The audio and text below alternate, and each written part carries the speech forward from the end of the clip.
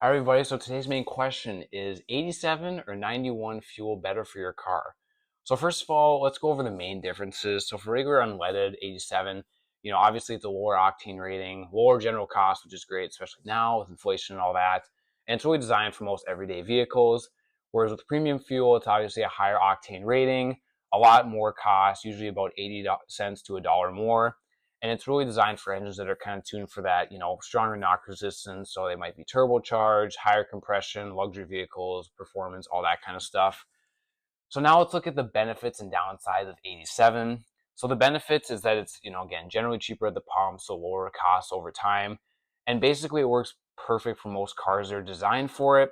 Now looking at the downsides, obviously in engines that require higher octane, so those 91 engines or something like that, it can cause knocking, reduce performance, and again, possibly long-term damage over time if you keep fueling it that way. It also may not allow for a high performance engine to deliver on that full impact and performance or that advertised output, which again is kind of a knack if you're looking for that from your vehicle. Now, looking at premium fuel, there are some definite benefits for sure. There's better resistance to engine knock, which is a huge plus. It can also help the engine perform as intended or advertised, especially if the manufacturers are recommending that, yeah, that's what you put in the car. And then in some premium required engines, it can support smoother overall performance and proper fuel economy as well.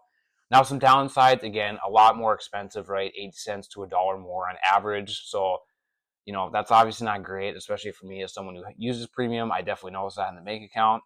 It's also usually not improving miles per gallon or performance in cars that are, again, built for that regular 87 gas. And basically paying for it in a regular gas vehicle is just that extra cost without extra value, which is kind of knacking the whole point of it. So, which one should you buy? Buy regular unleaded if the owner's manual said you should. It's usually fine and it's the best value for most everyday drivers. However, you should buy premium if your vehicle requires it or specifically recommends it in the manufacturer portfolio, especially again if your car has a turbo, a supercharger, or is just an overall high compression or performance engine. And I think the biggest thing to take away is don't always assume that premium is better. For a lot of cars, it's really just more expensive and really doesn't give you any more practical gain. So again, if the manual says regular, choose 87. If it says premium, choose premium. I would not go back and forth, honestly, and you might lose some performance if you do. But again, regular is about cost efficiency, premium is about engine compatibility.